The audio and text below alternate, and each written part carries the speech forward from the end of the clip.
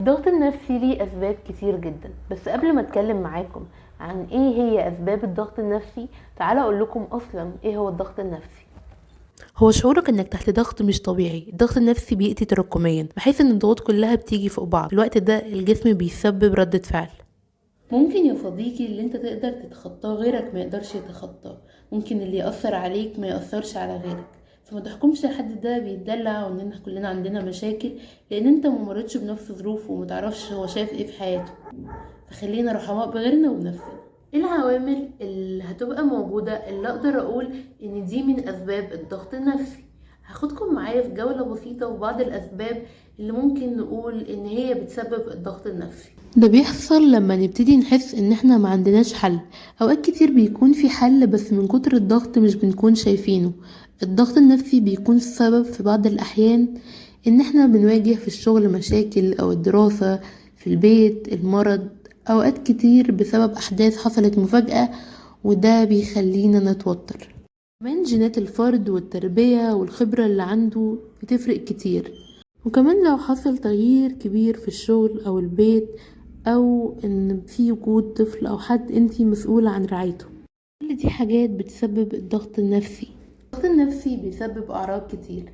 النهاردة هتكلم معاكم عن 3 اعراض من اعراض الضغط النفسي، وهي الاعراض الجسدية، الاعراض العقلية، تغيير في سلوكيات الفرد. ومن الأعراض الجسدية حاجات كتير جدا، يعني بص، صداع تلاقي، أرق تلاقي، ألام في البطن تلاقي، وجع في العضلات تلاقي، زيادة نبضات القلب تلاقي، ارتفاع ضغط الدم، السكر بيرتفع، ضيق التنفس، هرمون التوتر اللي بيأثر جدا جدا جدا جدا على نبضات قلبك، نفسك اللي بتبقى مش قادر تاخده ولا خلاص. يعني بص، في كل حاجة من اللي قلبك تحبها، دي بس شوية أعراض، في أعراض كتير جدا.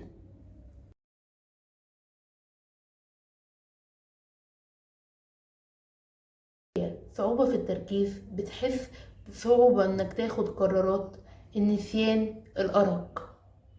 وما أدراك فكرة ان قد ايه ال4 حاجات دولت مرهقين جدا على عقلك. فكرة انك مش قادر تاخد قرار في أبسط الأمور، فكرة انك على طول بتنسى ومش فاكر انت حطيت المفاتيح فين، وديتها فين، يا ترى انا ليه ناسي كده. النسيان حاجة مش ألطف حاجة. غير كمان الأرق، وان انت متبقاش عارف تنام من كتر ما انت دماغك وجعك. الضغط النفسي بيغير في سلوكك كتير، بيخليك شخص سريع الانفعال، بتتعصب من اقل حاجة او من اقل كلمة، وممكن اصلا حد ما يكونش يقصد كده بس انت بتاخد ردة فعل اكتر من ردة الفعل اللي المفروض تحصل. او ان انت بتكون عندك اضطراب في الاكل، وده كتير قوي بيحصل، ان انت كان بزيادة الاكل او ان انت اصلا ما بتاكلش، وبتتجنب اشخاص معينة واماكن معينة بدون سبب.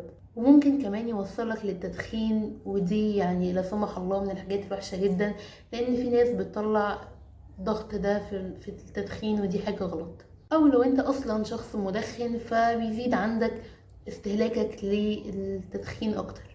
طب احنا فهمنا يعني ايه الضغط النفسي، وعرفنا ايه هي اسبابه، وعرفنا كمان بيسبب ايه. طب الحل ايه؟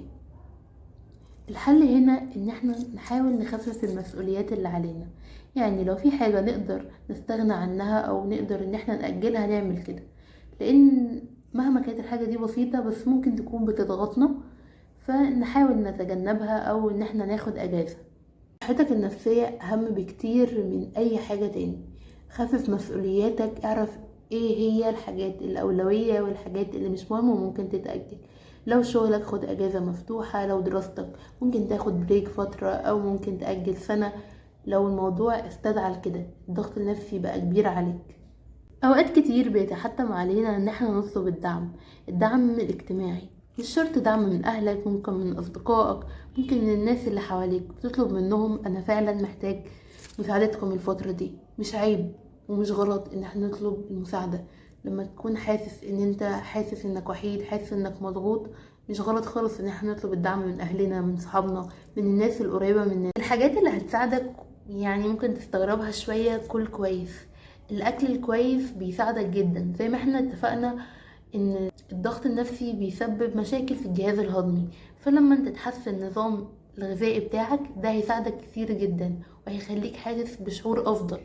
التمارين الرياضية، تمارين الاسترخاء والإطالة، اليوجا، كل التمارين دي بتساعد عضلاتك ان هي تسترخي وتبقى احسن. فترة الضغط النفسي عضلاتك من اهم العوامل اللي بتبقى مشدودة ومتوترة، حاسس دايما بضغط في المفاصل. التمارين مهمة جدا جدا جدا الفترة دي، زي ما اتفقنا التغذية والتمرين من الحاجات اللي هتساعدك وتخليك تقدر تتخطى المرحلة دي وانت صحيا احسن. ارجع مارس هواياتك اللي انت اكيد وسط الضغط ده نسيتها وبطلت تعملها.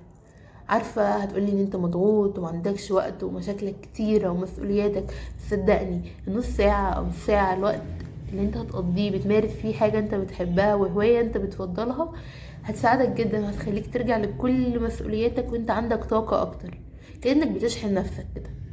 لو بتحب الرسم ارجع ارسم، لو بتحب الغنى غني، لو اي حاجة بتحب تعملها ارجع اعملها تاني عشان تشحن طاقتك.